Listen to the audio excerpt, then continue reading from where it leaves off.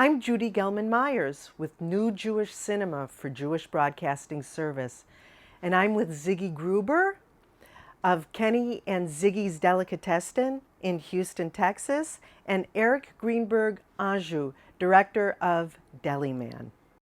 What makes a good deli? Pastrami. Very lovely chicken fat. Soups, stuffed cabbage, Smell has to hit you. Potted meatball. the burst in flavor, The big sandwiches. The pickles. chicken fricassee. Giving a product that you can't get anyplace else. New York is the cultural, spiritual homeland of Jewish deli, and deli grew from an immigrant ethnic food to a trend that was really in the mainstream in the 30s and 40s. There was a delicatessen on every single corner. Now it's really down to just a couple hundred around the country. Smell it, folks. Smell the love. I'm third generation in the delicatessen business. All right, how we doing, guys? There was no question of what Ziggy wanted to do. My grandfather threw an apron at me, and I said to myself, this is my calling. Since he was a little kid, he's been an 80-year-old Jim. You can wear one pair of pants at a time, drive one car at a time. How much does somebody need? Why anybody would want to go in this business, I have no idea. It's a daily battle. This is going to table 6. He has so much stress. I didn't call all the hollers in. Oh, my God. You can't do it unless you love it. You put that personality to the restaurant. You want to go because you want to see Ziggy. Look how gorgeous this one, like Miss America. When I cook, I feel my ancestors around me. And that's what drives me. Someone's got to take this food and continue it. It's not one of the subtler foods. You have to go for a jaw adjustment. Oy. The customer is very particular. If I don't like the way it tastes, I will never go back. Ever, not ever, not ever. People ask me how I got into this business, and I half-jokingly say it's mental illness. Delicatessen was more than just food. It was for the soul, for the heart. It's a link to the past. We have a name for 80 years. This is the life we chose. This is what we're supposed to do. I'm a deli man. She says, the matzo ball soup is too salty. I said, did you try it? She said, no. It looks too salty. Gentlemen, thank you for being Hi, with how are us. you today? Good, how are you? Good.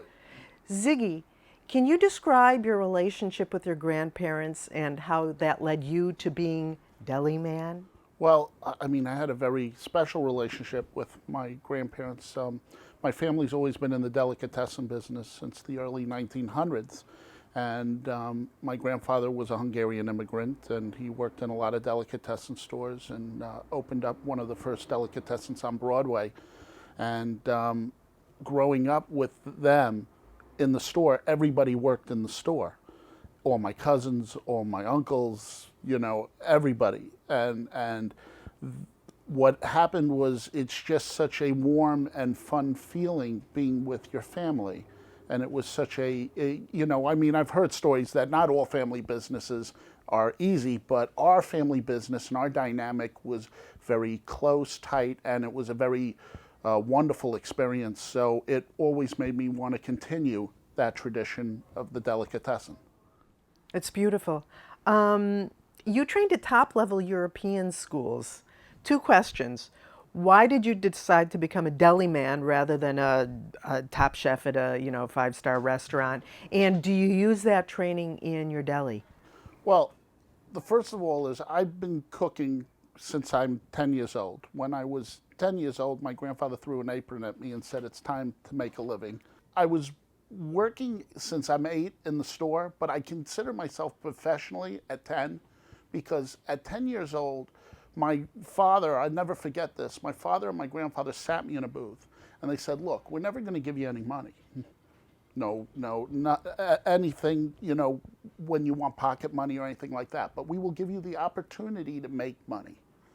So here is your schedule. So I look at myself really, you know, at an early age, you know, that my professional career started at that. But I mean, growing up, I went when I was a kid, every single day my mom would push me to the deli and always hanging out at the deli.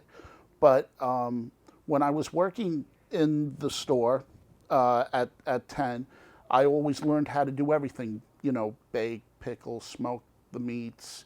You know, my dad would have me as a busser. I would be a dishwasher. I would work behind the counter.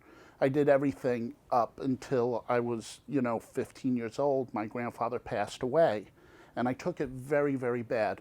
And I was not going to be a rocket scientist, I knew what I was destined to. I wanted to go into the delicatessen business, and me and a cousin were going to go and open up our own store at 16 because I didn't have to go to high school anymore. But like all Jewish parents, my education. My mother, who was English, said, look, why don't you come with me to England and I'll get your mind off of things and then we'll figure everything out. So we went there and I met a cousin, and the cousin was going to go to culinary school. And I said, well, that was an opportunity. So I said, you know what, I'm going to go to culinary school too. And I talked my way into it. And I went into, the school, and I excelled. I did very good because I always knew I was going into the food business, and food and family and everything was my family's thing. It's all about that. So I really did well. And like your second part of the question, do I incorporate some of those techniques? Well, I do. I mean, the one thing about my Yiddish food is because I was immersed in it at such an early age, and also my friends and my family who also had other delicatessen stores, I knew what the food is supposed to taste like, but with the new techniques, we made the food have the same Yiddish flavor, but it is lighter in the sense, not light as in calorie-wise. I'm not going to tell you my stuff is, for the faint of heart. I cook with flavor. I don't cook, I'm not one of these ones altering. But I will say you don't feel like a stain, like a stone when you eat. When you have some of my stuff, like my goulash, or if you have like a blintz that I make or something like that, it's done lighter, but it's got such a that more factor. Like you eat into it and you want more and you want more and you more. That's how I've incorporated some of those techniques. So what's the difference between, Aunt Becky's cooking and Aunt Becky's blintz and your blintz? Well, it's like, look, Aunt Becky throws a couple of eggs in a bowl, right? And she gets a fork, not a balloon whisk or something like that. And she asks this, and then she gets a Yortzeit, everything they used to get, a Yortzeit glass of this, and a Schisserein that, and everything else, and they mix it all like this. Baking and everything, certain like blintzes and things, it's a little bit of a science. So if you really incorporated, and let me tell you, if you've had my blintzes, you've never had finer blintzes, it's probably taken me 20 years to get those blintzes exactly the way I want them, and it will be definitely an experience like you wouldn't believe. I'm sure. Actually, you said something very interesting. When your parents sat you down and said, we won't give you any money. Right. And you were spending your childhood working in the deli. Was that different from the way the kids around you were growing up? Well, my dad was very smart growing up here, in New York. First of all, my dad had free babysitting. That's number one. He also knew where we were at all times. So I was always surrounded. And, by people, there were a million eyes, so you can't get into trouble. The problem is a lot of kids today, they have a lot of time on their hands or whatever it is. And on top of it, he taught me to have a good, strong work ethic. He also taught me that you're not better than anybody else. You're the same like everyone else. And if you want to achieve something, you have to do it with hard work. No one's going to give you anything. Which, in one respect, he did a fantastic thing, and so did my grandfather. I'll never forget, as a young kid, I was making a very good living for someone that age. I was like looking at this. And I remember my grandfather sitting me down, and he said, okay, now you're making this money. You can blow it, or I can teach you to take this and invest it, and then by the time you're older, you'll have enough to have your own store, to have your own whatever you need. And I followed his advice because I always listened to my grandfather, and it's worked out very well for me. Something about that old Yiddish from the old country philosophy. Unfortunately, I think today we're missing a little bit of that. Yeah. They knew what it is to struggle. You know, they were only maybe a generation off of Dirt Floors and Fiddler of the Roof time. Today, you know, kids are all living in Long Island or they're living somewhere else and they don't realize where we've come from. Right. So how'd you end up in Texas, and explain the name Kenny and Ziggy's? Okay, well, it's very funny how I came over to Texas. I had a store in Los Angeles called Ziggy G's Delicatessen Restaurant. And I was coming, we were getting, the lease was almost over with that. And we were coming back to New York. And I was looking with a gentleman named Freddie Klein, who was the old owner of the Carnegie. And we looked at 2 spots in the Times Square area. This is when Rudy Giuliani was making all the Times Square, you know, like Disneyland, like you see it today. And the rents were ridiculous. And at that time, you know, I was in the deli business like 20 years, and I was like, you know, I don't need the notoriety or I need to make a living, you know. So I said, this isn't going to work. So I said, let's go out to dinner. We went out to dinner, and a friend of his, a gentleman named Lenny Friedman, called up. He had a son named Kenny, and Kenny wanted to be in the restaurant business. And Lenny is a self-made guy from the Bronx. And he wanted to have a delicatessen, like every other Yiddish person wants, you know, something to eat. So he said, do you think you could find us somebody? Because there's really nobody left. I'm kind of the last of the Mohegans in the business. So he said, I have Ziggy Gruber. He bakes, pickles, so he does everything. He goes, but I don't know if he'll come. Let me talk to him. So Freddie talks to me and says, you know, I got to tell you something. Sometimes before you go to Broadway, they take the show on the road a little bit. So he does a sell job to me. He says, I want you to talk to my friend Lenny. So I talked to Lenny on the phone, and Lenny said, look, what do you have to waste? Just 1 weekend of your life. Come down here, take a look. I went down, I took a look, and I thought Houston was an amazing place. It really was. And I saw What an year was opportunity. This was in 1999. And I thought there was an opportunity. I met his son, and we made a deal, and we opened up the store. And unfortunately, 4 years later, Kenny decided that the deli business is not for everybody. It's a very demanding, 24/7 in your mind business. And there's a lot of nuances. Believe it or not, it's easier to make a living and do a regular restaurant than it is a delicatessen store. Delicatessen store's got 1,000,001 cogs. It's not an easy thing. So he found it very, very demanding, and he decided he wanted to do other stuff. So he decided to leave, and we bought him out. What's the Jewish community like in The Houston? Jewish community in Houston is absolutely phenomenal. I joke around. I said it's a shtetl, like, you know what I mean? But everybody is very close. The community is very close, and it's like deliverance for Jews over there. They are all they're all related somehow. If you shake the tree hard enough, that and Louisiana, they're like kind of. And the reason why I found out this story, which is kind of very interesting, is that when they had the Jewish community in Louisiana, and that in the early, you know, like before the Civil War or whatever it was, they didn't have that many synagogues, so they would go on the border. They would set up like you know, they'd rent the rabbi or whatever it is to do high holy day services, and they'd make these shidduchs. So if you basically talk to someone, you know, you would figure everyone's related. It's just amazing. But the community is such a great community. Living in New York, living in California, every other person's a Yiddish person. So it's kind of like every man for himself. There's no sense of community. There's no sense of us. And the one thing about them, which I really find it, there's an us. And every Yiddish person helps each other to prosper and be good in business. Like, they're not cliquey in Houston, which was great.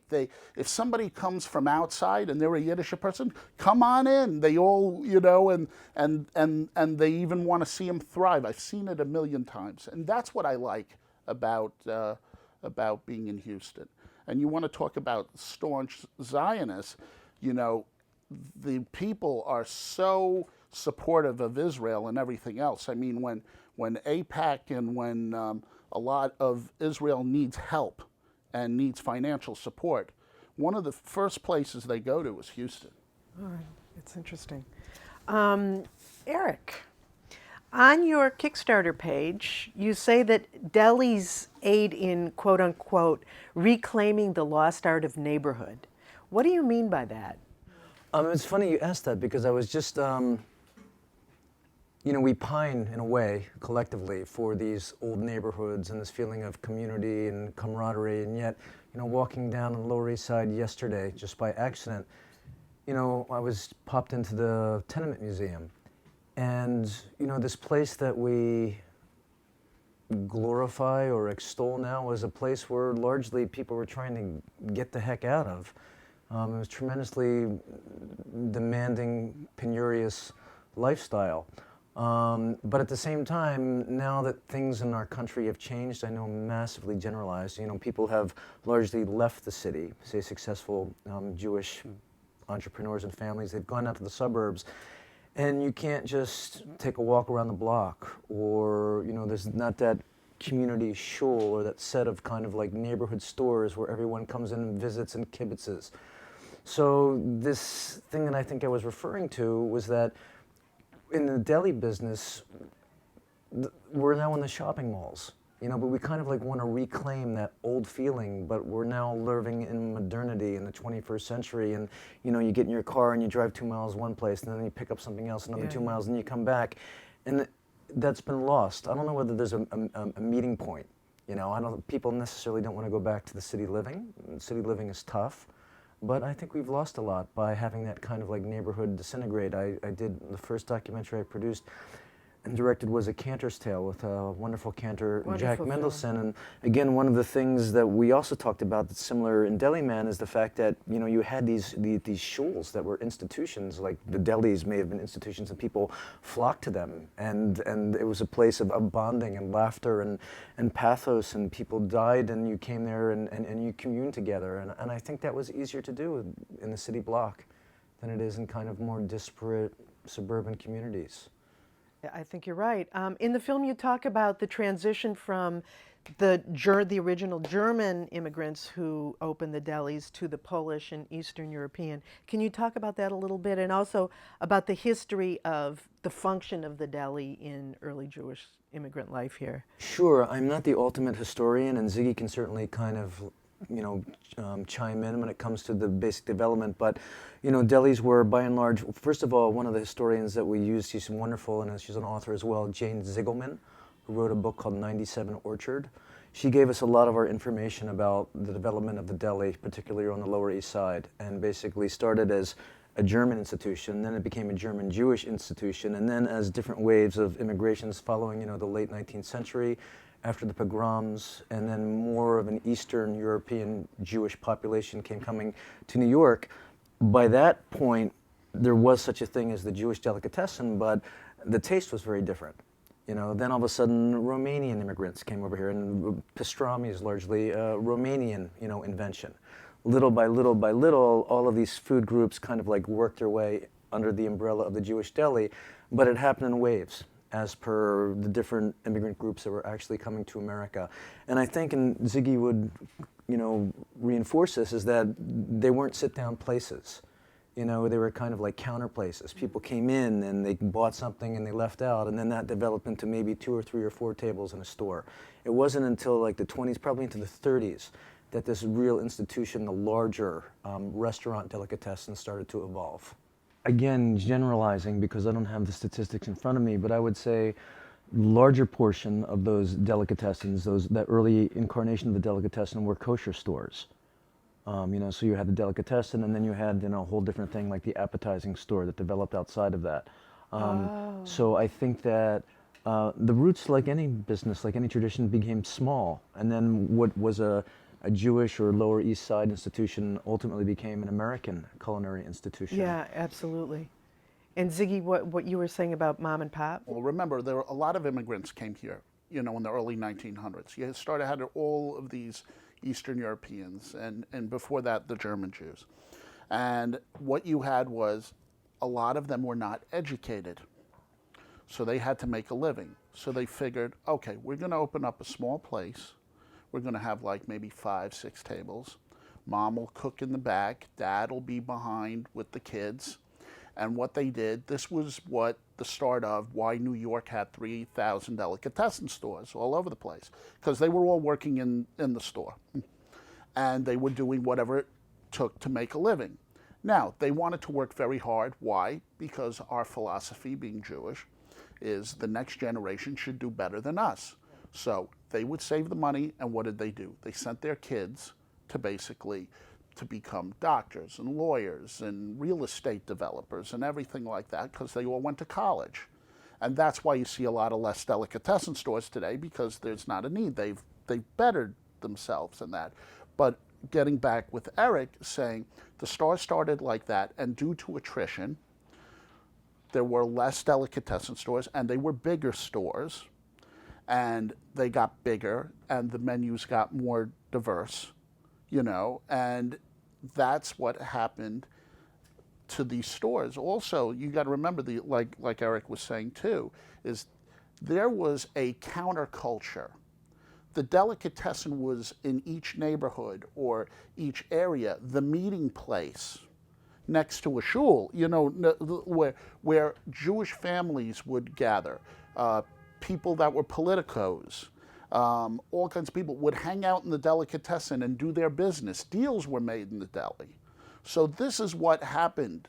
There was a sense of this is our neighborhood place. It was basically a Jewish country club with free membership and pickles. So that's exactly what it was, So that's why you had these stores have developed what it is today when you see these larger scale stuff.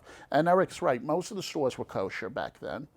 A lot of the stores were open 7 days a week because the majority of the Jews worked 7 days a week because they had to. But they still wanted to eat kosher. As times have progressed, now we have more stringent kosher, like lot kosher stores that are Shoma Shabbos. And then you had a division where a lot of people that became more secular wanted the flavor of Jewish food. They didn't mind that they mixed, milchedick and fleishik. So what they did was they opened up places like Reuben's Stage Delicatessen, the Gaiety, the Rialto, which was my grandfather's place, all of those places around the Broadway area. And who was in the theater, most of the people? Yiddish people. And this is the food that they were, remember, it was only one generation, so this is what they knew, this is what they felt comfortable with. Right. I love this scene where you're going through all of the menus, and it brought back such memories for me because when I was a kid, I used to go to Wolfie's in Miami Beach, and the ice cream sodas were so tall that I had to stand up to drink them. I was 6, 7, and I loved seeing that Wolfie's menu. And Wolfie Cohen was the epitome of turning the delicatessen store as becoming to a kishka house, which is the, like what I call a kishka is a kosher delicatessen, into a main American screen type of institution. I mean, besides delicatessens, a lot of the Jews also went into the diner business. Eventually, when they went out and sold out, they sold it to a lot of next immigration of immigrants was the Greeks. Right. So the Greeks are in the coffee shop and the diner business. So the one thing which was very, very interesting is that Wolfie Cohen, you're talking Miami, 1940s, 50s, when it was, the place to be. He takes and does incredible food, and he did stores that were not mom and pop stores. They were stores that had 300-400 seats, and they had seating for 4, seating for 6, seating for 8, and people would wait, for 30 minutes, and they would come there 3 times a day because they had nothing else to do but eat. I mean, we're Yiddish people. Just, they would spazier in the sun a little bit, and then they'd come over there and they'd eat, So that's what they would do. But I mean, that is the true, American thing. But the sad thing is, today, you go to Miami, no more pumpernicks. No more Rascal House. Yeah, yeah. No more Wolfies. Yeah. That is a true Shonda. Yeah, I miss it. But you also have people who come 3 times a day. Oh yeah, Your in ladies. in my Yeah, store, yeah. absolutely. The girls, Yeah, they're the there. Oh, girls. forget about it. They've been coming there from day one. They come 3 times a day. Believe me, they're my coffee. What do you call it? Experts. They tell me if the coffee's no good, if it's too hot, if it's too cold. Believe me, they got a fetish with coffee. But I love them to death. They are the best. Yeah, they're adorable. Erik, can you talk about your archival footage? It was really fantastic. Well, we work with a wonderful archivist, Sophia Santana, and we started you build out your movie narratively in terms of kind of like what the textual blocks are going to be. Philosophically, I'd love to have people, if they have interesting things to say, and everyone in the movie has something interesting to say, you want as much kind of, face time in the movie as possible. But then there's also sequences that deal with the history of delicatessens or whatnot, or changing modes, changing times, changing environments, where that narrative information has to be amplified.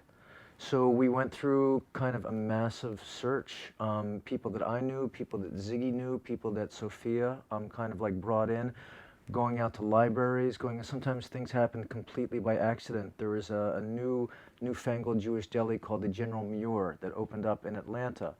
And they were doing kind of a celebration of both the delicatessen, and they decided to show our sizzle reel, kind of like our extended trailer down there at that thing. Oh, cool. And part and parcel of my visit down there's a wonderful museum, the Bremen Museum of Jewish Heritage, and they just happened to be doing an exhibition on Jewish food that had originated in the Jewish Museum of Baltimore. So I went into the museum and I saw these amazing photographs. Some of them didn't have anything to do with Deli, some of them had to do with Southern Jewish life and community. So the Bremen licensed some of those photographs for us. Ironically, the coolest story about that is that Ziggy had for ages and ages and ages had been trying to find the menu, the Rialto menu from his grandfather's store on Broadway. And it was in this exhibit. I just got goosebumps. It was in this exhibit. So I took an iPhone picture of it and I said, Ziggy, is this your grandfather's deli? And I didn't know. I called my Uncle Norman and sent it via email. And he said, where did you get that? And I was like, I said, it's in Atlanta. I said, Erik told me, he goes, oh my God, that's the Rialto menu. So he said, that's great. So he got me a copy. And that was also owned, if we want to, there's a wonderful professor of Jewish history, Ted Merwin at Dickinson College in Pennsylvania, and he actually owned this menu, how he tracked it down. He collects deli memorabilia, and he got us a high-res version of it, and now Ziggy's got it as part of his collection. Right. Oh. So sometimes you start these projects, and if you don't, I don't want to go too off point. You'll draw me back if but please. I have a wise financial friend that said, Erik, when you start these documentaries, you should have at least 50 to 70 to whatever, get the budget in the bank before you make the movie, and you can. Nobody makes documentaries like that except for Ken Burns or something that's HBO or PBS sponsored. If you're making an independent project, you have to go piece by piece, and then once you commit to that exploration, that takes years, then these cool accidents happen, along the way. But unless you, engage the journey, you'll never find that menu. Yeah. So. Did you know when you started out that it was going to be, as well as being a focus on delis, that it was also going to be a historical documentary? Well, we knew things had to be balanced out, and we knew there had to be pieces of history in it. And so the question is how do you find the right balance?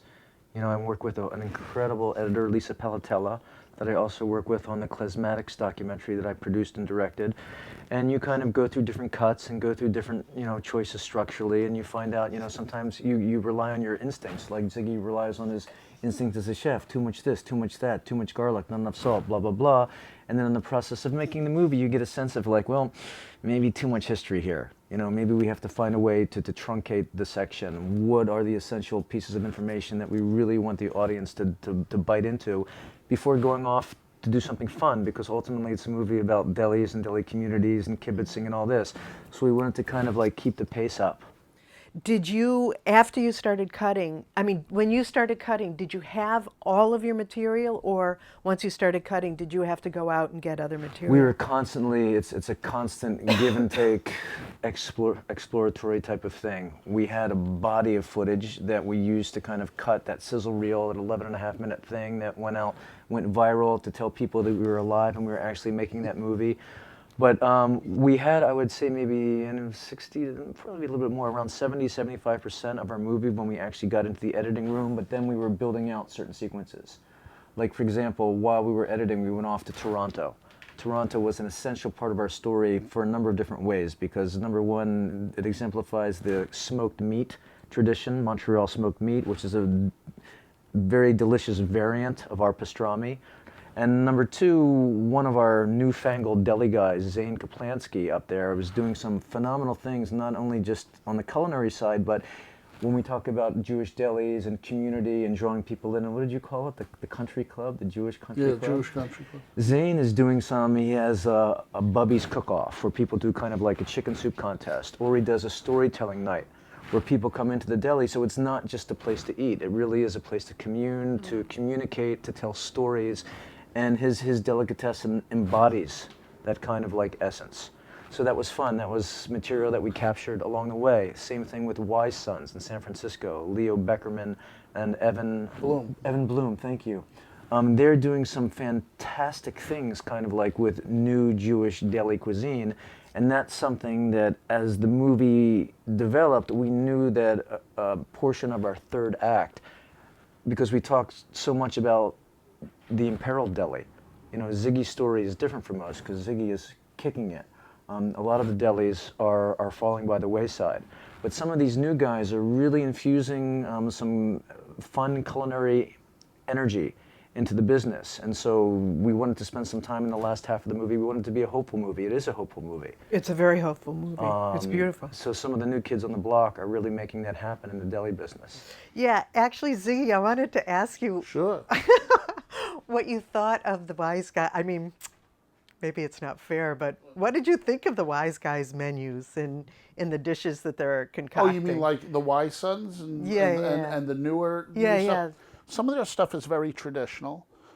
Some of their stuff, you know, the one thing about Wise Sons is I would say they don't play around with their menu so much. They're new guys. They're doing everything farm to table, which I understand and I appreciate that.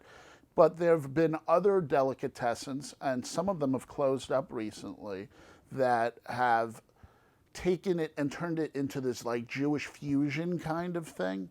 You know, I'm a traditionalist, so I would rather make something that tastes light and tastes good, but is true to what it tastes. Look, we Jewish people, we all like Chinese food, right? Now, in the early 90s, everything was Asian fusion. If you've noticed, Asian fusion's kind of disappeared a little bit. People have gone, even though they go to a restaurant and it might be an Asian restaurant, they'll do one dish that is specifically Vietnamese or a dish that is definitely Chinese. But they're not playing around anymore with, I'm going to take this and I'm going to take this. As the Yiddish expression, let's not ungepatchke the food. You know what I'm saying? You don't need to add wasabi to a kugel. It just doesn't work. We don't have to top chef it. I tell you this, if you want to make a nice boiled piece of flanken, make the best boiled piece of flanken you can. Make the stock nice and rich. And the guys at the Wise Sons, they're doing stuff like that. They're very stuffed. There's nothing really wild. But they're doing some, for example, something that I didn't get to try while we were there. They're doing the chili dog. Oh, I didn't. With it's a movie, dude. Oh no, it's like no with corned beef. There was corned beef hash, chili dog. You know that then they're putting cheese on it and they're topping it with gribbiness. Okay. Like that's something that I would eat 4 times a week if I lived in San Francisco. Yeah. I mean, I haven't tasted that. I'm sure it tastes a little thing like that. But you know, what separates like what I do a little bit differently is I concentrate more on the traditional stuff that you can't really get too much except for a handful of stores. But I appreciate all the effort and the endeavor of all of these new people. But what I say and what my suggestion is don't be a flash in the pan, because a lot of these foodies, they're like sheep. They graze and then they go somewhere else. So I want something that has staying power. I want to see you in business for 20 years and 30 years and 50 years. But part of that is knowing your demographic.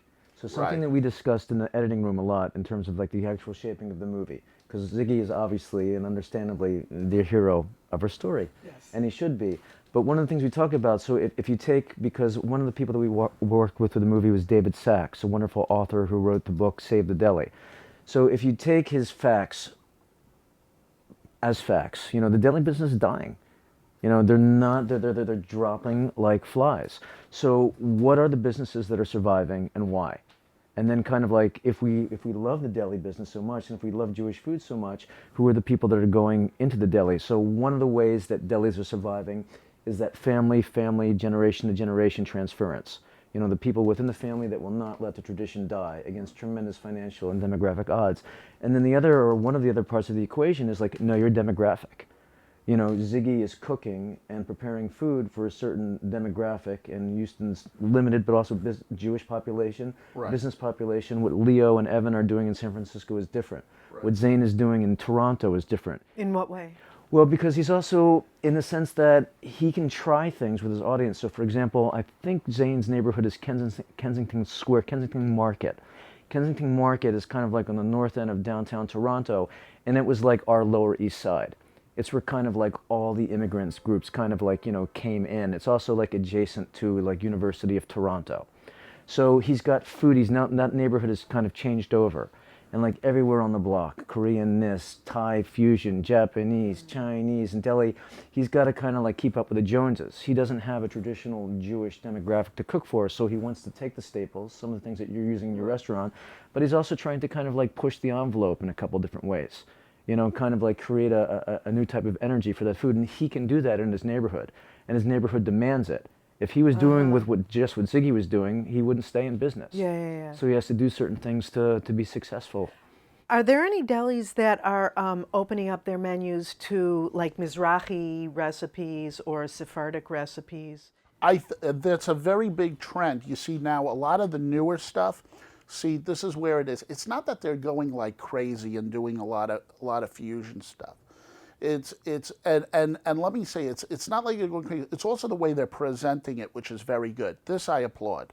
For example, like even though this is not a delicatessen store, like Russ and Daughters opened up a cafe. Right. And the food is very, very nice there. And she presented it in a real modern way. Yeah. And it's very, very nice. And that's what people want, you know, a real nice, clean way.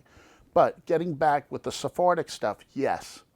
For example, on my menu, besides, if you and I have a large menu, if I don't know if you went online and saw what we do, but besides all the traditional stuff, to stay in business, we have a lot of salads and a lot of different other stuff that is more modern, which that's what keeps us alive too. Because you're right, you can't just survive on one aspect. But the Sephardic stuff, like shashuka, we do shashuka. I sell maybe 40 orders a day of that. Wow. I mean, people love it. So it's been a hit. Now, I'll tell you, I never made shashuka in my life, okay? So I got a friend of mine, Avi Katz, who's a Libyan Jewish guy, and I made 50 batches, and then I invited the consulate general from the Israeli embassy over there to come over, and I said, I want you to be honest. Tell me if this is good. So we got it to a point that they love it. Now I have all the Israelis come into the deli. They do that. Also, some of the lighter, like hummus, you're seeing hummus now a lot of in a lot of delicatessen stores. You're seeing, you know, cucumber and tomato salad, you know, with Israeli salad, with even like a feta cheese, you know what I mean? Very light stuff. So are you seeing this more new Israeli kind of cuisine, you know? Yeah, because I mean, that's what a lot of people are into, Mediterranean stuff today. At Hobby's Delicatessen in Newark, New Jersey, they serve a grilled chicken sandwich kind of grilled marinated chicken topped with za'atar on a salad. It's prepared by their Egyptian chef. Yeah. It is to die for. Yeah. You know, it's just like I'll take the train out freaking 5 times a week to eat that chicken salad. Is he a Jewish Egyptian? At a deli, at a Jewish deli. But that's a funky neighborhood too. Is he Jewish Egyptian? I'm not sure. Or I don't think so. Egyptian? Interesting, an Egyptian chef at a Jewish deli. Yeah. Interesting. I made Balabusta. I like the food over there. I've never met the chef there, but I have her book. She's very nice. And I think the food was great. In fact, we went with Frank London to eat over there. And that, we had a dish that was this Moroccan curry dish with seafood. So I'm like, oh, this is good. I bet you I can make this as a special. I do a lot of specials in the store. So I made them, knocked it off, the same Moroccan curry. I did it on a bed of Israeli couscous, with a nice white fish on top of it.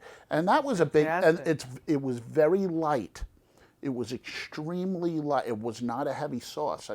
But it had such flavor. But I've done some dishes like that as well, because when you have customers, and I see my customers like 3-4 times, a minimum a week, but even like I said, a lot of times a day, you got to always give them something different to try.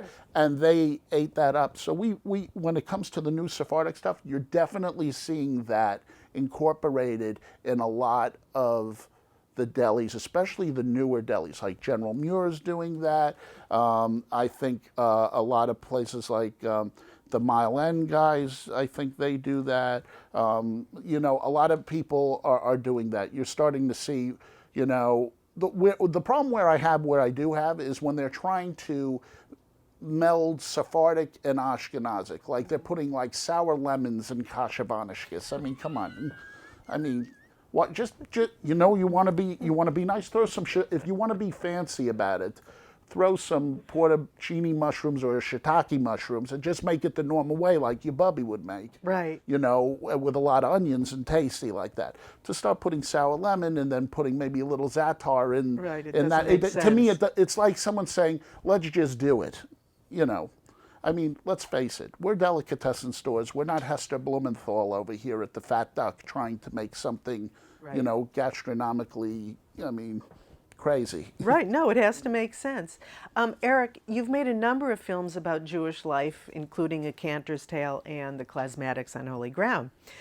And I believe you use some of their music in Deliman, The Klasmatics. Absolutely. Well, I've had a long-standing collaboration with these guys that started with Frank London, who wrote the score for A Cantor's Tale. Then obviously we used all solely Klasmatics and Klasmatics collaboration-based music, also from their Woody Guthrie album and with Chava Alverstein in Klasmatics. And so it was just kind of like a natural choice for the material and for the collaboration to keep working. So Lawrence Sklamberg, actually, who's the lead vocalist, but he's also a very talented accordion player, piano player, guitarist. He wrote the score and then also worked with Frank, collaborated with Frank to use a lot of his songs in the movie because it was the perfect stuff. Absolutely, absolutely. My question is really this. I've learned so much from your films about Jewish life. Chazanut, A Cantor's Tale was my first introduction to Chazanut, as I was saying earlier.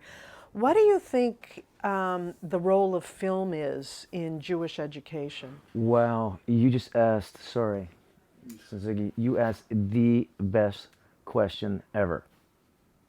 Because I think it's absolutely seminal, and I think it is such an underappreciated and underfunded aspect of kind of like Jewish life and education. It's like people don't get it. I don't want to get too controversial because we love Israel and we stand by Israel. And we want to remember victims of the Holocaust and that torturous period in our history. But as we grow and continue to grow as American Jews, that's only a piece of what we are. How we develop and take pride in and catalyze our own Jewish American experience and all its diversity and richness. We're just beginning to kind of like explore that stuff. And I think film is it. Digital media is it. iPhones, watching movies on your iPhone, even though I hate think of people watching my movies on an iPhone, that's what it is. So the younger people who are depending upon that media technology to kind of like find out about Judaism, especially as so much is going on college campuses and other places to work against kind of Jewish strength, as I call it, I think film has to play an absolutely leading seminal role in educating new generations and people that just kind of like don't know enough about our common heritage. I agree with that. In fact, on your station, I learned about Southern Jews. You had a documentary about all of the Southern Jewish experience and, like, you know, how they, you know, were all, and how they developed even before the Civil War, all this commerce and everything else like that. I didn't know any of that until I clicked onto my on-demand, and I go onto your station over there and I saw it and I clicked it, and you learn. So it is very important that Erik shows people where we've come from, what we've done, so it is not lost.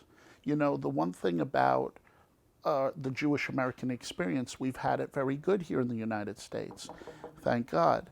And we have kind of assimilated very rapidly through the generations. And some of it is getting lost in translation. And it's people like Erik that are preserving that through the Klezmatics, the Cantor's Tale, and this film, and whatever other projects he does, that is vitally important for Jewish history, so we do know what we've done, where we are, and where we're going. Yes. There used to be an organization called the National Foundation for Jewish Culture that had a Kroll grant for supporting Jewish filmmakers. They supported 5, maybe 6 films a year. Then the National Foundation for Jewish Culture became the Foundation for Jewish Culture, because I guess they figured that there weren't enough great American projects to support. So they also wanted to kind of embrace, you know, Israeli cinema as well. As fine now, as of a year and a half ago or a year ago, that foundation's gone. There is no ostensible source for Jewish, you know, filmmaking, unless you want to go to Hollywood and make a Jewish film, which is also great. I mean, I think, you know, Mr. Spielberg made one of the finest films ever made in Schindler's List. But how many Jewish filmmakers are actually producing quote-unquote Jewish content? I would argue very few. We're still kind of afraid of our own shadows, which is a shame. Very interesting. This is a question for the two of you. What feelings does seeing the film bring up in each of you? I mean, it brings up, I was emotionally taken back because it tells the story, an immigrant story. It tells a story of a family, you know, my grandfather, my dad, my this, and how everyone's evolved. Not everyone stayed in the family business. Some people that stayed didn't. So for me, it was very emotional seeing all that and seeing my grandfather up there and stuff like that, you know. Sometimes it's been a long time since my grandfather's passed away, and when you see that, you know, it just jogs definitely more feelings. And it was just a beautiful film. When I first saw the film up in Boston, and I didn't go once to the editing process or anything, because I wasn't invited. Yes, I was gonna. That's what I was gonna say. Well, what was it? I didn't want to see any of that, and I didn't. I wanted to go in like when you saw the film, and look at it very objectively, and look at it, and I liked it because it showed how it really tells two stories. It tells the story of the delicatessen, and it tells a story of a family, kind of. So, and it's kind of intertwined, and it's just done very brilliantly. Not because I'm in the film, or people are in the film that I happen to love and care about. It's just a very, very touching film. And I think what's even good, besides Jewish culture, I think it doesn't matter what heritage you have. If you are descended from immigrants, which most of us are, they're going to appreciate this film, because I think it's just a lovely story. It's paying homage to your heritage, yes, and your tradition. Yeah, it's beautiful. Erik, how did you feel watching the film? Ask me that question, please, in about a year or two. It was a great and sometimes tough battle making an independent project like this, and try and stay really focused on telling the best story we could alongside, my wonderful editor, Lisa. And I think we've achieved that. But in terms of just overall sitting back and able to kind of like drink it in, I'm not quite, I'm still living in the experience, so I don't have that objective kind of like say, I hope to have that. Like now, just a couple years after making, Klezmatics, I understand like why it was so important to make that film. But sometimes when you're still in the metaphorical battle, it's hard to, glorify yourself. So let's see what audiences have to say. I think there's a lot in the movie that's enriching and funny and redemptive, and I think it will touch people. Yeah. Were there any surprises while you were filming? I mean, things that you went, whoa, I didn't expect that to happen. In a weird way, I just think maybe, obviously Ziggy suggested a lot of people, and rightfully so, that we should speak with. David Sachs was also the author of Save the Deli, was also a wonderful resource. I think the thing that maybe surprised me, it shouldn't have been such a surprise, was like how smart and eloquent and earthy and funny all these deli guys are. Yeah. They are like great guys who care so much about what they do and so full of sagacity. That was cool. Your hopes for the interviews, that you just weren't doing it because it was an interview. You were actually kind of like learning and the experience from these people, and that was priceless. Yeah, yeah. Were you surprised by anything that happened? No. I mean, I was, like I said, the movie to me was I thought it was going to be a good movie. I didn't think it was going to be as great. It's just, I can't explain it because it was so emotional for me, and how everybody, like he said, was so elegant and it was just a wonderful movie. I mean, it really is very touching. So, there were no surprises. And plus certain things in the filmmaking, it is a verite movie at the end of the day. Our stanchion pieces are the interviews, but then there's Ziggy's story, and, it's 3.5 years, and so Ziggy's, I don't know how old you were then, 39 maybe, whenever we started making, and you were still the single guy, and you just started dating Mary, and it was developing, but it wasn't a sure thing yet. The end was incredibly moving. Yes. I don't want to specify what the end was. Erik, did you know from the beginning that that was how you were going to end the film? Absolutely not, because we didn't know, because Ziggy's story was still developing. Ziggy's romantic trajectory was still in process. So we didn't know. And knowing Ziggy's history, it could have went either way. People were taking bets at the restaurant. The delicatessen business has killed off more relationships than Kishya's killed up Yidlich, let me tell you. Dennis Howard, one of our deli mavens in the movie that used to work at the Carnegie, says about Ziggy's relational life, he says, either divorce your girl or divorce the deli. There's no middle place. Right. So no, we didn't know how the movie was going to end, which is the stressful but also incredibly fun part of it. Yeah. Because the script isn't written. Yeah, I was weeping at the end, I have to tell you. 2 more questions. Anything that you would add to the film if you could? Anything I could add to the film? Let's put it this way. Years ago, I think we finished in 2008, I did a movie about the history of American college football, Ivy League football history, called 8 Ivy League Football in America. And in that film, we interviewed former Secretary of Treasury and State George Shultz, Tommy Lee Jones, Calvin Hill, Jeffrey Emmelt, all these amazing, iconic American scholar athletes. There are so many of them that played Ivy League football and have led incredible careers. We could have made a next movie and interviewed a whole new set of 30 to 40 guys, and it still would have been a great movie, or the sequel. I think in a certain sense, the same, there are certain deli guys that I wish I could have gotten to. We certainly missed some people. It wasn't out of rancor, it was just out of, budgetary reasons, and then there's only so much you can fit into, an 88, 89-minute film. Right. So the short answer would be no. I think we got it covered. The last question is, where can people see Deliman, and do you have theatrical distribution? We are thrilled to be working with Cohen Media Group. Oh, fantastic. Mazel tov. That's great. Yeah, these guys are great.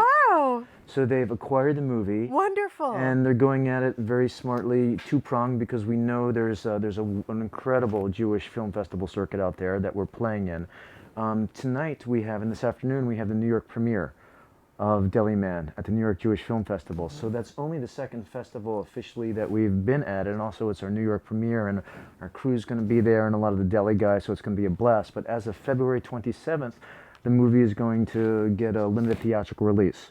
It's going to be playing at the Lincoln Plaza and the Sunshine here in New York. Fantastic. 2 theaters out in LA. Great. A number in Florida. So a lot of people are going to be able to get this Houston. and get the widescreen. Houston, February 27th. Yeah. Where's that? Houston, in the River Oaks Theater. Oh, yeah, Houston. Fantastic. So, yeah, people That's are going to great. get to see it. That's and then great if people news. love it and talk about it, then they'll open it wider. Of course. So that's what we hope to happen. Well, mazel tov to both of you. Now I have a question for you. Now, did the movie make you hungry? I happen to have some lox from Fairway in the refrigerator. As soon as the movie was done, I was I took out the log. No, I took out the lox. I took out the bagel. I took out the cream cheese. Yes, it made me hungry. Good. So now I'm very happy because that's what was great. Because besides telling a nice story, if it made everybody hungry, now I'm happy. That's great. Well, thank you both so much. Thank you. This has been wonderful. Oh, my pleasure. It's been wonderful. It's great. Thanks. I'm Judy Gelman Myers, and I've been with Erik Greenberg Anjou, director of Deliman, and Ziggy Gruber, owner of Kenny and Ziggy's Deli in Houston, Texas. Thank you.